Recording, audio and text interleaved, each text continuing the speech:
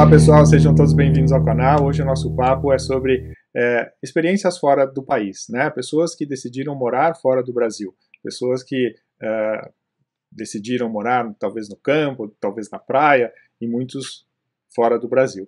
E nós estamos aqui com o Leonardo Dias. O Leonardo acabou de fazer essa mudança, está aí há cerca de 75 dias morando na Espanha com a família. Léo, bem-vindo, conta pra gente um pouquinho como é que foi essa decisão, essa mudança.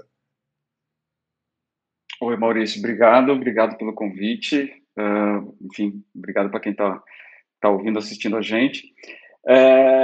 Enfim, o ano de 2020 foi realmente diferente em quase todos os aspectos para todo mundo, né? Para comigo também não foi diferente. Eu estava em março trabalhando, atendendo aí no Brasil um banco. E, enfim, feliz com o trabalho e tal, mas algumas mudanças estavam acontecendo e eu cheguei à conclusão que o lugar onde eu estava trabalhando eu não ia conseguir alcançar os objetivos que eu estava buscando.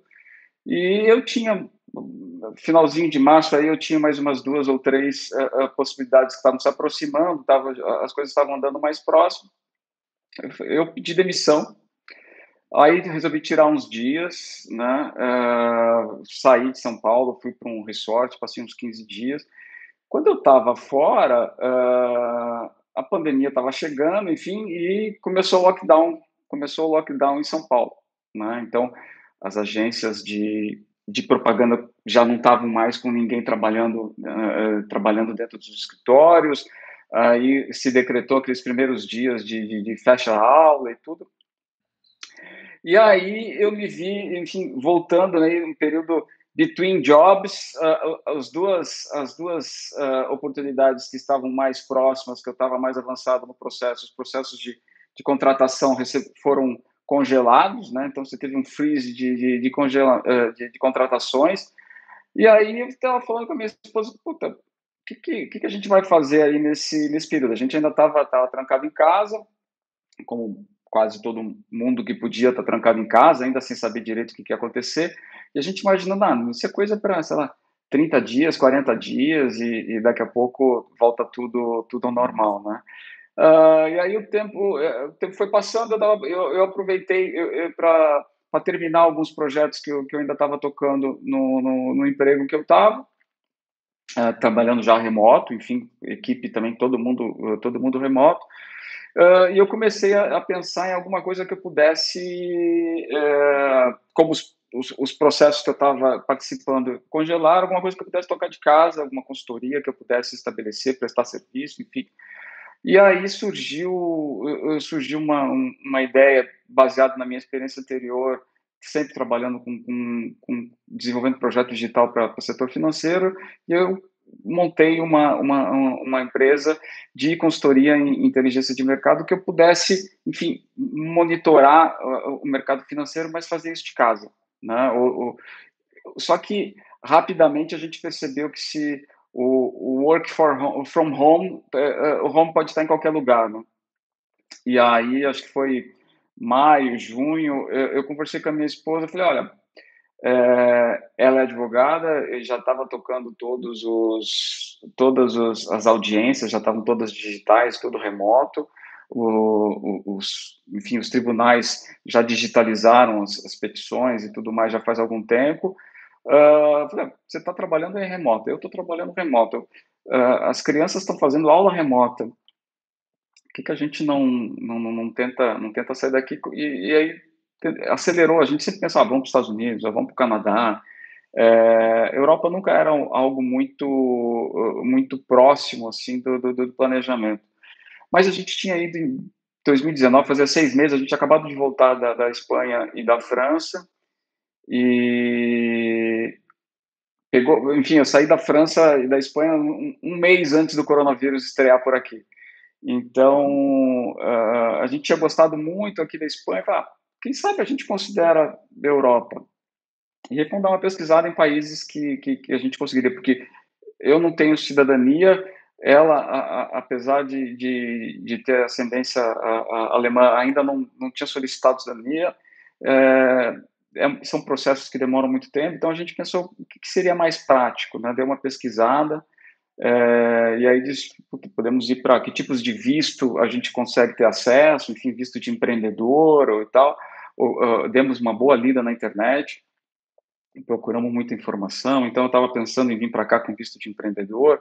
A gente descobriu que isso tem um visto desses para Portugal, tem um visto desse para Espanha, a língua não seria tão impeditivo.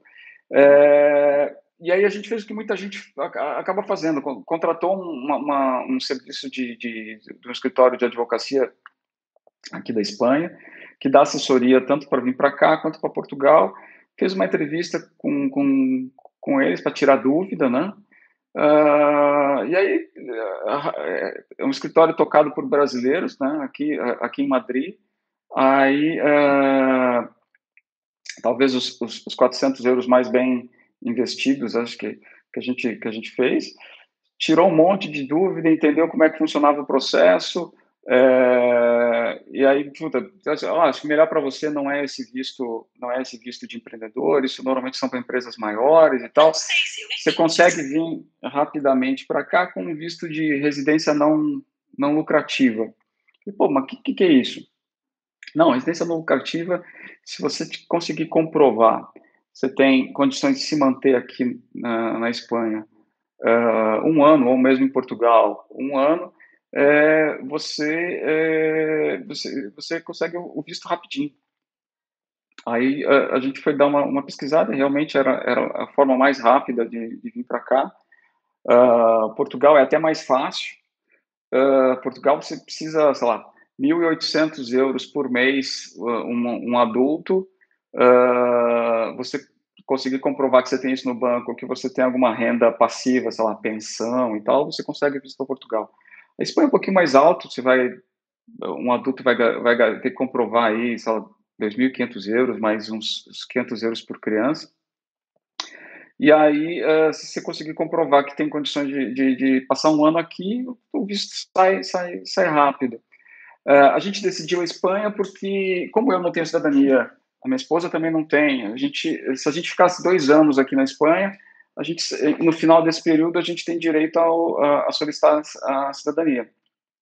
Você faz uma prova de conhecimentos gerais, de espanhol, enfim, que depois de 2 anos, parte do princípio que você se integrou bem à cultura e ao idioma, então isso também não deve ser problema, e aí a gente acabou decidindo vir para a Espanha por causa dessa possibilidade aí de no final do período sair com uma cidadania.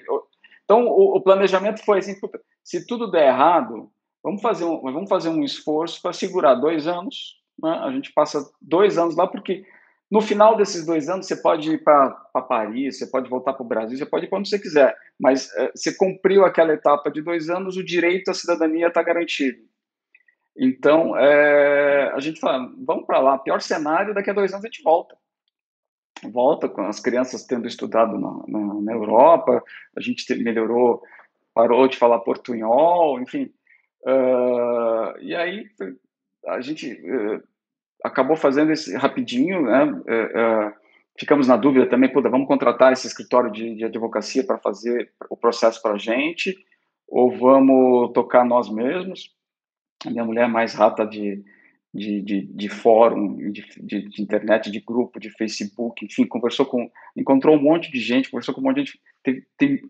É muito legal, assim, porque tem muita gente que ajuda os outros, né? Então, gente que já fez o processo acaba dando muita dica.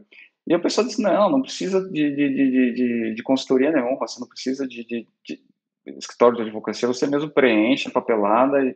Porque o meu receio era, a gente vai preencher alguma coisa errada e aí, perde o tempo, volta 2, 3 meses. Mas não, o consulado é super acessível também.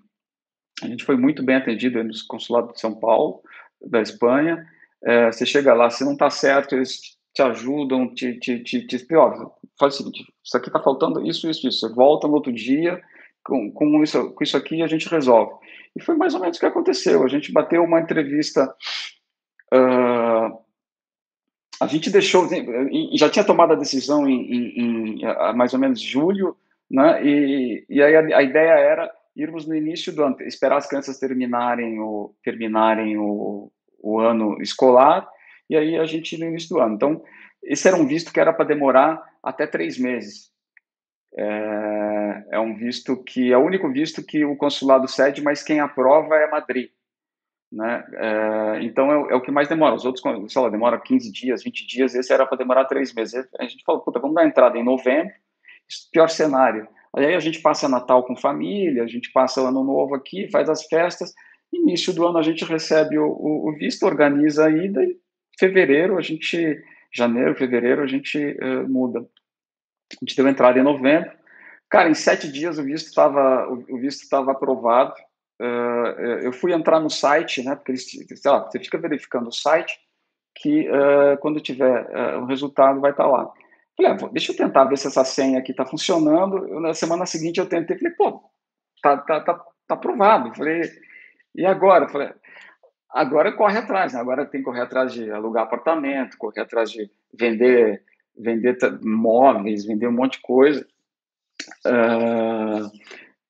Organizar, né? A minha esposa tem uma empresa, eu tenho empresa também, enfim, organizar procurações e toda a parte burocrática, mas foi muito mais rápido do que a gente imaginava. A gente imagina que isso seja, enfim, crise, né? Espanha, Europa, o mundo inteiro em crise.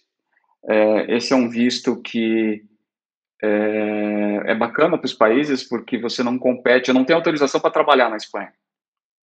Né? Então, esse é um visto ou para aposentado ou para realmente quem tem empresa que consegue trabalhar remoto e tal. Porque você não compete por emprego com nenhum espanhol e você está colocando alguns milhares de euros todo mês aqui na economia.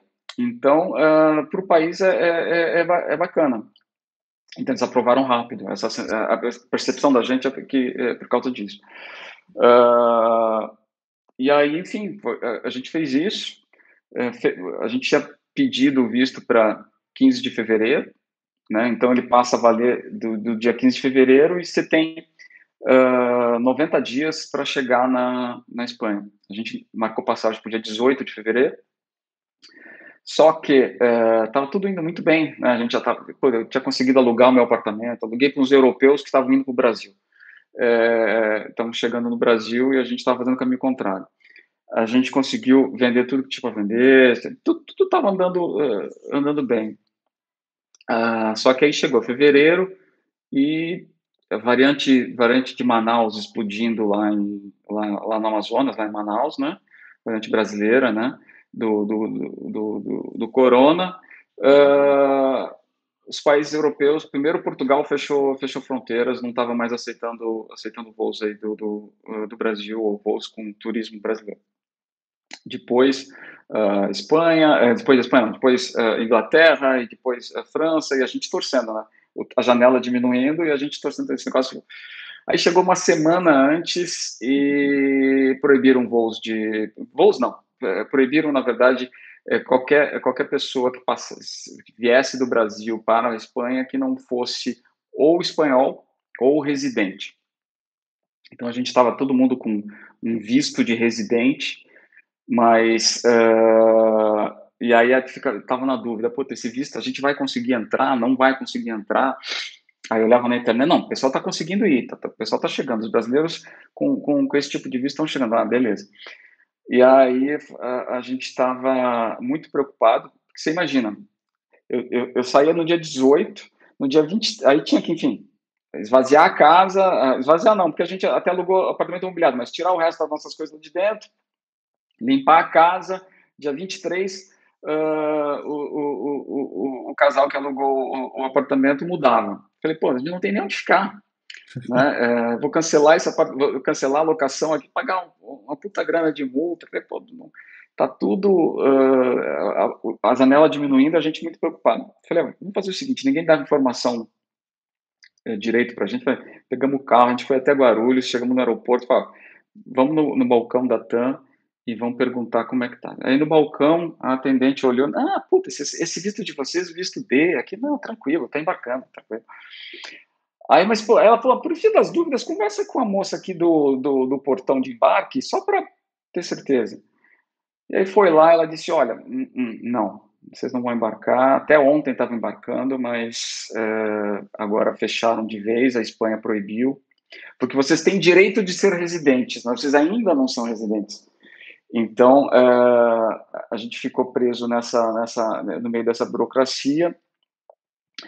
E aí começou a ver, eu estava começando a ver voo para Paraguai, aí você passa 15 dias em quarentena no Paraguai, e aí depois vem para a Europa. Já tinha tentado todos os outros países, tinha gente fazendo isso via Croácia, aí a Croácia fechou também, enfim, loucura.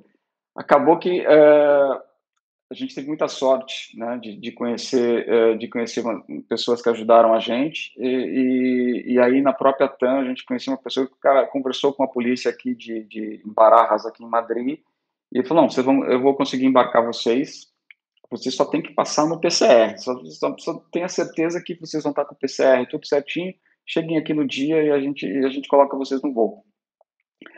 Porque a companhia aérea, se chega aqui o passageiro e a polícia está aqui, bloqueia, manda de volta, a companhia aérea paga uma puta multa de estar mandando gente não autorizada. Então a gente está morrendo de medo que alguém mudasse de ideia na última hora. Mas, enfim, fizemos os testes, deu tudo certo, a gente veio rezando de lá até aqui, mas chegou aqui e a gente conseguiu passar, né? E você chega, não sei como é que está agora, mas deve estar parecido ainda.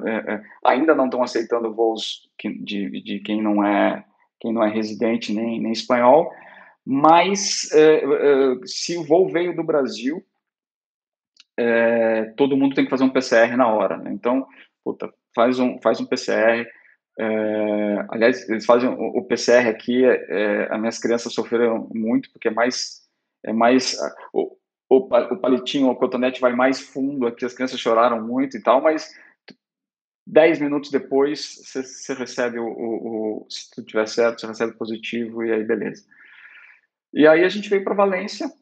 A gente, enfim, fez escala em Madrid, veio para Valência, que era uma cidade que eu não conhecia. A gente conheceu pela internet, depois conheceu aqui. E a gente teve realmente um choque, porque a gente chegou aqui, janeiro tinha sido um mês muito ruim na Europa em relação à Covid. As taxas de contaminação estavam altas aqui por causa de Natal e tal, tinha tido o pico aqui de 900 casos para cada 100 mil habitantes. Então, eu tinha acertado com dois choferes, né, uma van para conseguir levar as nossas caixas e malas, porque a gente trouxe muita coisa. Então tinha uma van que ia levar as malas e um táxi para levar a gente. Na última hora o cara falou, olha, eu cheguei, na verdade eu pousei em Madrid, eu recebi o WhatsApp, o cara disse, olha, infelizmente não vai dar, me fui bloqueado aqui pela polícia, porque quando a gente chegou aqui, a cidade estava fechada, então você não conseguia sair de uma cidade para outra, né? E aí ele disse, estou tentando sair de Valência e ir até para a cidade onde fica o aeroporto, a polícia me barrou, eu não consigo te buscar, você vai ter que arrumar alguém para pegar vocês aí. E aí, enfim, puta, a gente chegou com 20 malas, um negócio absurdo, muita caixa. Conseguimos alugar, foi o último voo do dia, o aeroporto vazio, cara, ninguém. A gente conseguiu pegar o cara fechando a locadora de carros, sem conseguir pegar uma van. Não sei como, coube tudo dentro dessa tipo uma Sprinter aí da Mercedes, coube tudo lá dentro. E aí a gente tocou para a cidade, mas na época estava assim, muita rigidez, assim, toque de recolher 10 da noite, as bares e restaurantes fechados, você só podia ser estendido na porta. Durante a semana, as cidades você pode sair de uma cidade para outra, mas você não pode sair do estado, né, da província, você não consegue sair aqui da comunidade. E no final de semana, sexta-feira de tarde até segunda de manhã, ficavam as cidades todas fechadas. Então, de lá para cá, a coisa vem dando uma afrouxada. A gente está num lugar que está super bem controlado a Covid agora. A gente está com 40, 37 casos de Covid para cada 100 mil habitantes, é o melhor lugar da Europa para citar, só acho que melhor que isso só na Inglaterra, por causa da vacinação em massa lá. Mas, por exemplo, Madrid está com 400 casos para 100 mil, aqui está com 37, porque tem um controle muito rígido. Então, a gente está vendo o afrouxamento aos pouquinhos. Agora você já consegue, liberaram as terraças aqui dos restaurantes, então a cidade começa a ter um pouco mais de vida, as pessoas comendo na rua, sentadas, tomando uma cerveja. E, enfim, a gente está vivendo esse processo inicial de estrangeiro chegando aqui. Uma burocracia que eu já sei de onde a gente aprendeu, né? A Península Ibérica aqui, Portugal e Espanha tem burocracia para tudo, e com Covid ficou pior, porque você não consegue mais ir e ser atendido em lugar nenhum, então você tem que agendar tudo, e tem coisas que você agenda para uma semana, tem coisas que você agenda para daqui a 3 meses. Então, por exemplo, minha carteira de motorista, ela vale aqui até do dia 18 de agosto. Eu consegui, para o dia 8 de agosto, eu consegui a data para trocar a minha carteira brasileira por uma carteira espanhola, no limite, assim, do prazo. E é uma coisa depende da outra. Então, você chega aqui, a primeira coisa que você tem que fazer é arrumar um lugar para morar. A gente estava no Airbnb, e aí tinha que procurar um apartamento. A gente demorou, sei lá, uns 20 dias para achar um apartamento e conseguir negociar. E tem outra coisa, né? A gente, classe média, classe média alta no Brasil, você está acostumado a uma série de facilidades. Aqui você chega sem histórico de crédito nenhum, sem conta em banco, você não consegue nada, né? Todo mundo olha para você muito desconfiado, ainda mais sendo do Brasil. O pessoal no início ainda tinha medo de você estar com Covid. Então, o processo para conseguir alugar o apartamento também é um negócio chato, burocrático. A gente deu muita sorte de ter na verdade, isso acaba caindo muito mesmo de você depender da simpatia, ou de você depender do dono do apartamento, no final das contas, olhar para sua cara e topar, não, ok, eu vou alugar meu apartamento para você. Porque se preferem alugar para um espanhol que tem um olerite, mas que pode ser demitido a qualquer hora e não tem seguro-desemprego, e não tem, quer dizer, fundo de garantia, do que alugar para alguém que, de algum jeito, você está chegando com um papel que o governo da Espanha reconheceu que você tem grana para ficar um ano, né? Mas a gente conversou com alguns apartamentos que a gente, quando soube, não, para esse tipo de visto a gente não aluga, né? Então não alugavam de jeito nenhum. Pelo menos não foi os apartamentos que a gente gostou. Né? Mas a gente conseguiu alugar apartamento. Aí quando você consegue alugar apartamento, aí você tem que fazer um empadronamento, que na verdade é você se registrar na prefeitura dizendo, olha, eu estou morando aqui e junto comigo tem essas pessoas aqui, porque quando você faz isso, aí os serviços da cidade se abrem para você, né? Baseado na sua localização, aí você tem acesso à rede de escolas que estão ao teu redor, você tem acesso aos serviços da comunidade para aquela região. Então, uma coisa acaba dependendo da outra. Agora a gente fez a carteira de identificação de estrangeiro, que eu consegui um agendamento numa outra cidade, 70 quilômetros daqui, e aí era assim, né? Consegui o agendamento para um dia para uma filha, no outro dia para outra filha, no outro dia para a outra filha e a esposa, tudo, e aí 70 quilômetros. A gente chegou no primeiro dia e deu uma de brasileiro, assim, olha, por favor, assim, você não consegue quebrar um galho. Eu estou com todo mundo aqui, eu vou ter que voltar essa semana aqui 3 vezes. E aí foi super bem. A gente, aliás, está tendo eu não vou dizer sorte, né? Mas, enfim, está tendo uma experiência muito boa, sendo muito bem tratado em todos os lugares, sendo muito bem recebido, mesmo quando a gente está errado, que nem nesse caso a gente consegue compreensão, enfim. E Valência é uma cidade muito aberta para estrangeiros, né? Então, sei lá, eu já vi números aqui de que 13, 15% da população é de expatriado. Então, desde a escola, por exemplo, já tem uma estrutura de professores extras, né, que grudam nos seus filhos assim no início desse processo de adaptação e ajudam a adaptação do idioma, a adaptação de tudo. até o serviço. Todo mundo sabe que tem muito estrangeiro aqui e é muito bem recebido. Essa foi uma das razões da gente ter vindo para cá. Todo mundo falava muito bem, a gente acabou acreditando, porque a ideia original era Barcelona, e aí os grupos de Facebook convenceram a minha esposa de que Valência ia ser melhor, e ela conseguiu me convencer, e acho que estava certa mesmo, a decisão foi acertada. Então a gente está no final aí de processo de documentação. Eu já fiz certificado digital, a gente já fez certificado agora, o cadastro do Ministério da Fazenda, enfim, todos você imagina que você está no Brasil de uma hora para e aí de uma hora para outra você tem que fazer todos os documentos, né? Também ia ser um negócio trabalhoso. E as crianças começaram na escola, que era uma coisa que dependia desse tal do empadronamento. Graças a Deus, depois de um ano de crianças em casa e de todas fazendo homeschooling, enfim, educação à distância, a gente poder ter verdadeiramente, né, fazer um pouco de home office sem gritaria o dia inteiro, sem ter que fazer um lanche para correr atrás para alguma coisa, ter um pouquinho de paz faz muita diferença na produtividade. Então elas também agora estão se adaptando.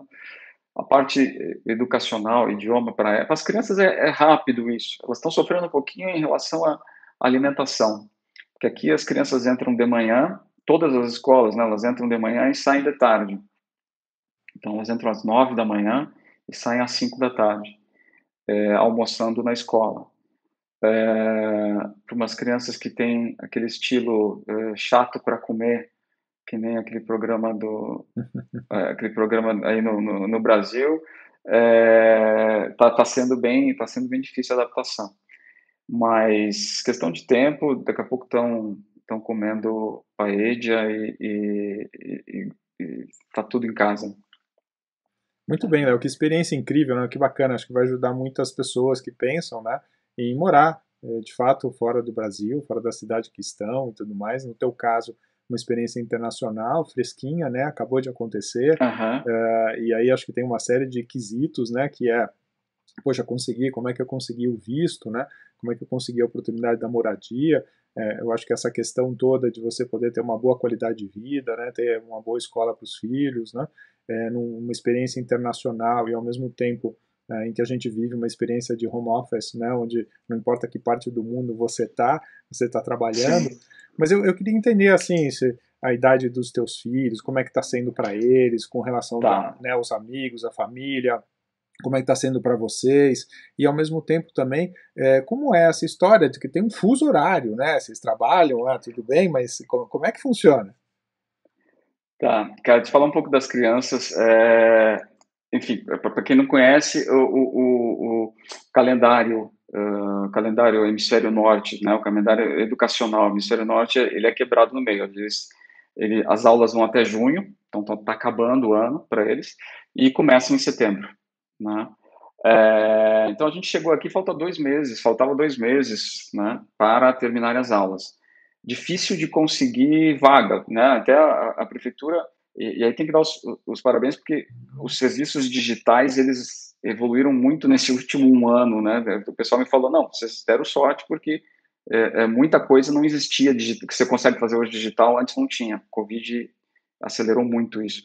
Então, a gente entra numa plataforma, manda documentação, e aí eles analisam a documentação das crianças. Eu tenho uma criança, uma filha de 5, fez 7 aqui, e uma de 12, fez 12 aqui também, né? Então, estão entre pré-escola e jardim aí no Brasil, primeiro ano e sexto ano. A gente não conseguiu achar na plataforma nenhuma escola perto que tivesse vaga para as três, né? Que fosse uma escola legal e que tivesse vaga para as três. E aí acabou fazendo a gente ter que dividir um pouco, mudar um pouco a estratégia, e a gente está com as crianças em duas escolas diferentes. E Valência, assim como várias outras regiões aqui da Espanha, tem uma característica que não é só o idioma castelhano, né? A gente está aqui, a gente tem valenciano, que é uma mistura aí de espanhol com um pouco de francês. A gente Eu, pessoalmente, consigo ler melhor, muito mais parecida a leitura com português do que ouvindo, né? Mas a gente também não queria que as crianças ficassem estudando muito valenciano, né? Porque é um idioma que depois não vai ter muito, fora de Valência, não vai ter muita utilidade, né? Então, as escolas públicas, elas têm um peso maior de valenciano. A gente estava procurando. Aqui tem três tipos de escola, que dar esse passinho para trás. Você tem escola pública, né, gratuita, normal, todos os materiais gratuitos, enfim. Acho que a única coisa que você paga na pública é o almoço. Você tem escolas particulares, como no Brasil, enfim, tem escolas de todos os tipos, a escola inglesa, a escola alemã, você tem escola de várias religiões também, enfim, particular no sabor que você quiser. E você tem um intermediário aqui que eles chamam de escolas concertadas. O que são as concertadas? As concertadas são escolas privadas que recebem subsídio do governo, né? Então, a mensalidade é paga pelo governo. Então, tendem a ser escolas um pouco melhores do que as públicas, ou bem mais melhores do que as públicas, enfim. E aí, se os pais quiserem colaborar com alguma coisa, você tem a opção de pagar ou não. Tá? E se você quiser pagar lá, o valor sugerido é 25 euros por criança. Então, é realmente subsidiado mesmo. A gente veio para cá e a gente conseguiu só matricular numa escola que já tinha uma filha de uma amiga, que é uma das 20 melhores escolas da Espanha, uma escola concertada como essa que eu te falei. A gente só conseguiu matricular uma das crianças, que não tinha vaga para as outras. Então, a gente matriculou a Rafa, que é a do meio, nessa escola, que é uma escola católica concertada, porque assim, em 2 meses é praticamente certo que na matrícula do período de matrícula agora a gente consegue matricular as 3, né? Porque tem um esquema de pontuação aqui na Espanha que é o seguinte: você tem um irmão já matriculado na escola, você ganha muitos pontos. Você mora perto da escola, muitos pontos. Você ganha, quanto menos dinheiro você tiver, quanto menos renda você tiver, mais pontos você tem. Então, para conseguir o processo de matrícula e quem consegue estudar aqui, quem consegue estudar lá. Bem, a gente já tem uma filha matriculada lá. A gente não mora tão perto assim, mas ok. E a gente não tem renda nenhuma na Espanha. Então, muito provavelmente, eles me disseram, não, fica tranquilo, a vaga para as outras estão aqui. Então, a gente está se dividindo. De manhã, a gente tem que fazer um tour de leva em 2 escolas e à tarde também. Mas, rapidinho, a gente vai estar com as crianças numa das melhores escolas da Espanha, enfim, num custo que é muito inferior ao que a gente tinha aí no Brasil, né? Então, são algumas contas que a gente começou a fazer em relação à qualidade de vida, né? Do tipo, o que nós vamos economizar com 3 crianças em escola privada aí no Brasil, mais van, mais não sei o quê, mais custo de uniforme. Você vem para cá, esse custo deixa de existir. Aí a gente fez a conta também de apartamento. Com a grana, eu aluguei meu apartamento aí, com a grana do valor que eu aluguei aqui, eu aluguei um aqui. Né? Então, esse custo ficou para mim no 0 a 0. Esse visto, para quem tiver interesse de saber, ele tem uma particularidade. Esse visto de residência não lucrativa, você não tem acesso a todos os serviços da saúde pública. Né? Então, você tem que fazer uma das coisas que você tem que fazer antes de vir, para conseguir o visto, você tem que contratar aí no Brasil já, você tem que contratar uma saúde privada, um plano de saúde privado. A gente pegou o melhor do que a gente conseguiu encontrar do consultor que atendeu a gente aí, e está pagando metade do que eu pagava na saúde, no plano de saúde aí no Brasil. Né? Então, tem economia mesmo. Tem isso, alimentação. Puta, eu já vi reporte de gente dizendo que está gastando muito menos do que gastava no Brasil, mas assim, a alimentação aqui não. No fundo, eu falo bem mesmo, para de comparar, porque o problema não é o preço aqui. O problema é que o euro está muito alto, né? Se a gente estivesse falando do que o euro estava um ano atrás, sei lá, 5 e pouco, a situação estava outra realidade. Então não dá para culpar tanto aqui os preços daqui. O problema é o câmbio, né? Não é que as coisas são tão caras, não.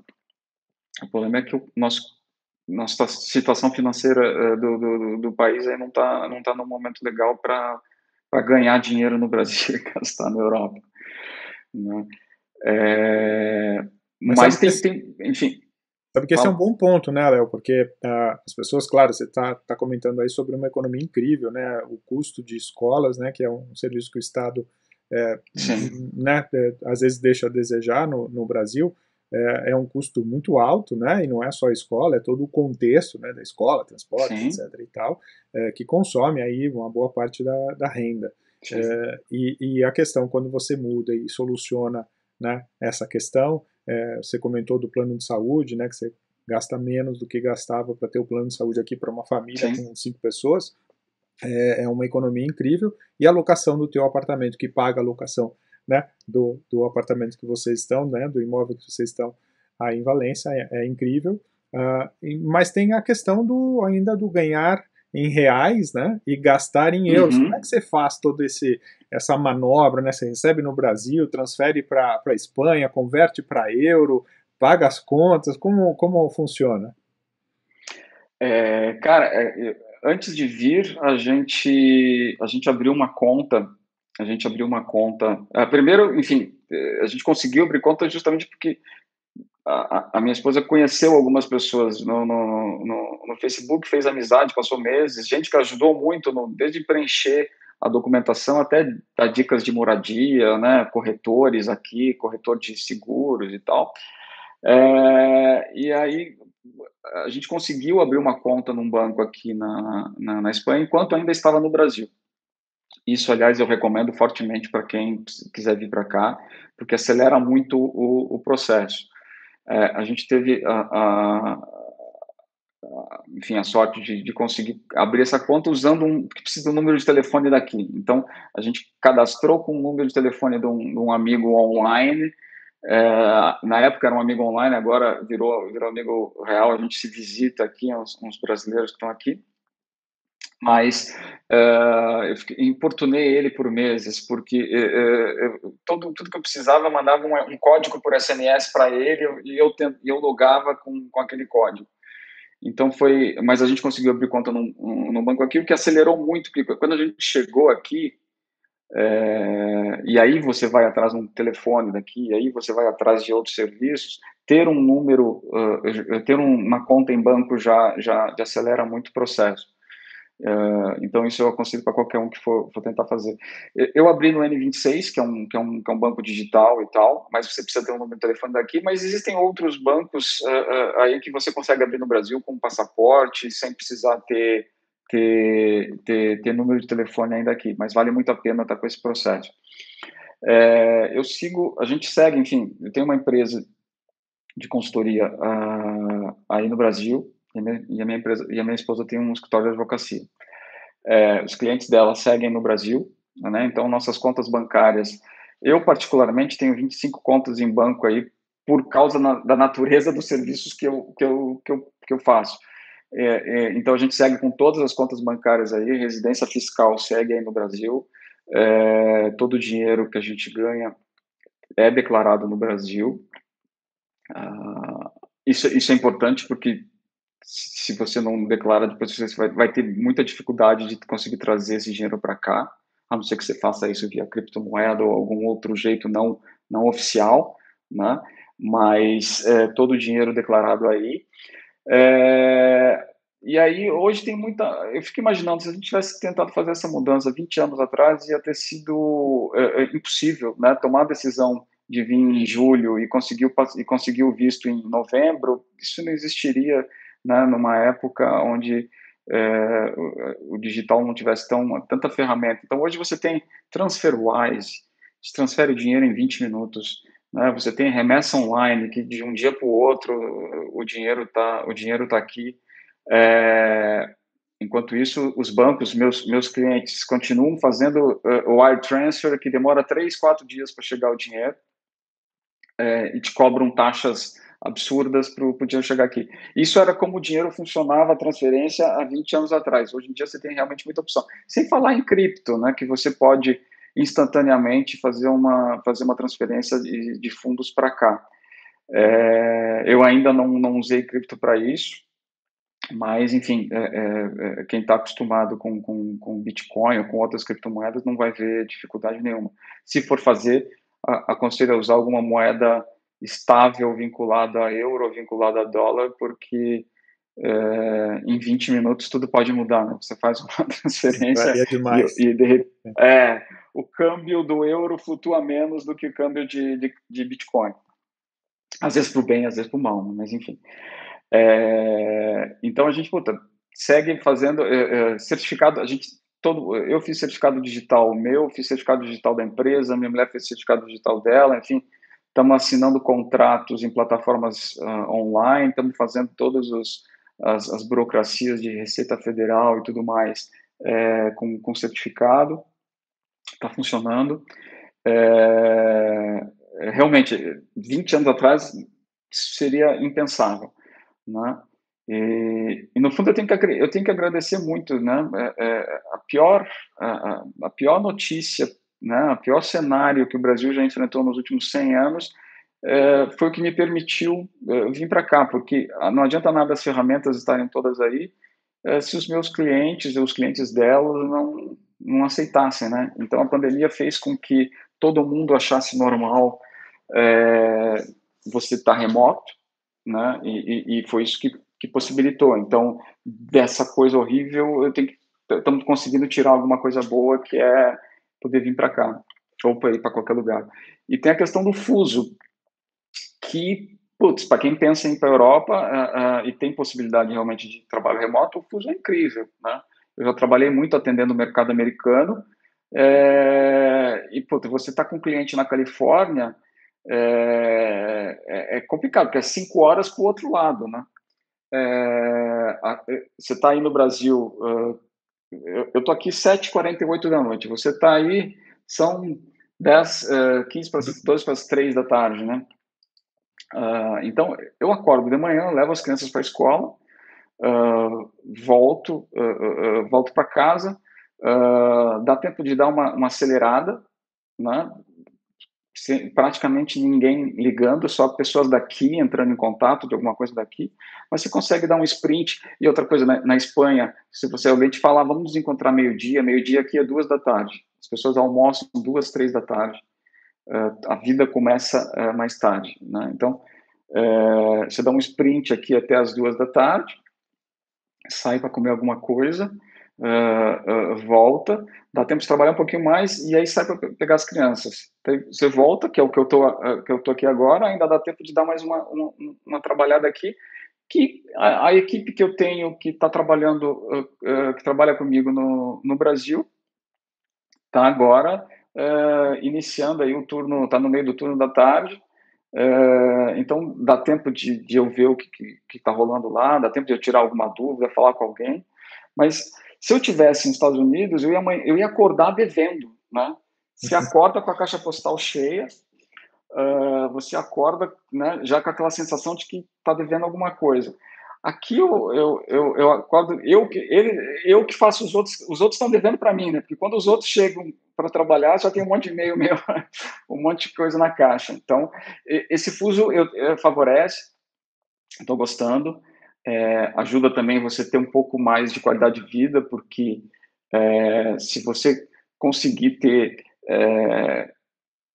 um fluxo de trabalho que te permita, por exemplo, em vez de eu voltar para casa, se eu resolver dar uma passeada pela cidade, se eu resolver fazer um jogging, se eu resolver correr um pouco, eu estou só falando se eu resolver, porque eu não corro, eu não faço esporte, eu tô só dando um exemplo que não é muito verídico, né? Mas eu tenho esperança de que o clima da cidade me convença a aproveitar as manhãs para alguma coisa que não seja só trabalhar. Mas é muito bom, né, você poder fazer isso. Então, eu acho que sim, o fuso ajuda. A gente está em horário de verão, o horário de verão aqui dura 6 meses, então o horário começou mês passado, vai até outubro. 5 horas de diferença, depois volta para as 4 horas, que é o normal. Mas é o normal de 6 meses um, 6 meses outro. Então, os dois são normais. E Léo, mas eu estou gostando. Estamos chegando aqui no nosso tempo. Eu queria ouvir um pouquinho de você. Está chegando aí o verão, né? Europeu, verão espanhol, etc. Você em Valência, aí vai aproveitar muito aí com a família, com as crianças e tudo mais. Assim, o que você espera para o futuro, né? Nos próximo ano ou próximo, né, 2 anos, ou além disso, e como é que é a questão aí da família, né? Você pretende trazer aí os pais, você pretende voltar para o Brasil para o Natal? Como é que é o seu plano? Cara, a gente, enfim, não está conseguindo fazer planos muito a longo prazo, porque os nossos planos hoje eles estão muito dependentes de variáveis que não estão sob nosso controle, né? Então não é só a questão de doença, mas agora está se vendo que vai se abrir. Eu estou com os meus 2 pais, os meus 2 sogros vacinados, mas aí tem a questão de que está se abrindo aqui, a expectativa é que se abra as fronteiras para vacinados, por exemplo. Só que não vai bastar ser vacinado, você vai ter que ser vacinado com alguma vacina aprovada na União Europeia, então, que não é o caso tirando a minha mãe, acho que não é o caso nem dos meus sogros, nem do meu pai. Então, não sei quando alguém vai poder vir para cá. E para o Brasil, não estou com nenhum plano de curto prazo, não, até porque foi muito difícícil vir para cá. Eu tenho um receio de ir para aí, mudam as regras, eu não consigo voltar. Mas a gente está vendo como é que as coisas vão acontecer. Como você falou, o verão tá chegando, a gente pegou tempo frio aqui e muita chuva e tal, diz que é muito incomum, mas que eu me prepare que o verão é muito quente. A gente está na praia e, por exemplo, aqui anoitece agora 9 da noite. No verão vai anoitecer 10, 10 e meia. Então, é pegar as crianças na escola e poder dar uma passadinha na praia antes de voltar para casa. Acho que vai dar para aproveitar bastante o verão europeu. A gente está vendo as cidades aqui, especialmente Espanha, enfim, e Portugal, países muito turísticos, dependem muito do turismo, estão abrindo, né? A partir de junho, julho, devem receber turismo. Então a gente imagina que esse ano vai ser mais normal, né? E a economia começa a avançar aqui. E os meus planos, por exemplo, mais a médio e longo prazo, hoje eu trabalho muito com bancos no Brasil, a gente monitora muitos serviços financeiros aí no Brasil. A ideia é rapidamente começar a fazer isso aqui também, né? E aí, na medida que a ideia é, sei lá, abrir uma empresa, porque esse visto ele não te permite trabalhar, ter um emprego na Espanha, mas você pode ter uma empresa aqui na Espanha, desde que você tenha um sócio europeu, né? Então a ideia é logo poder trazer isso para cá e aí começar a ganhar um pouquinho em euro e gastar em euro, aí fica mais fácil, né? Fica mais equilibrado, né? Mas a minha esposa também está vendo questões aí não é a OAB que fala aqui, mas enfim, a Ordem dos Advogados, ela precisa validar o diploma dela aqui, conseguir poder advogar aqui também no médio para longo prazo, é uma coisa que demora 2 anos. A gente está se organizando, mas por enquanto clientes no Brasil, vida profissional rolando aí no Brasil e está funcionando. Aliás, até ajuda para algumas coisas, porque a gente já começa a monitorar, já começa a prestar atenção em alguma movimentação de mercado aqui, né? Então, os clientes aí aproveitam, né? Você tem um olheiro na Europa, né? O que é tendência aqui, daqui a pouco chega no Brasil também. Então, por enquanto não está sendo, tá jogando a favor, não está jogando contra, não, está à distância. Incrível, Léo. Muito bom esse papo, eu acho que vai ajudar bastante gente, né? E a experiência fresquinha. Vamos depois marcar um outro papo para comentar sobre como é que foi o primeiro ano, né, na Espanha, após essa maratona toda aí de aeroporto, voo, criança, van e etc. locação, mas assim, que sejam todos muito felizes, parabéns pela coragem, pela iniciativa, e adiante a gente faz a parte 2. Legal, cara, estou à disposição. Espero que, enfim, que a gente tenha falado assuntos aí que as pessoas estejam curiosas, tenha ajudado alguém aí que esteja na mesma situação que eu estava no passado.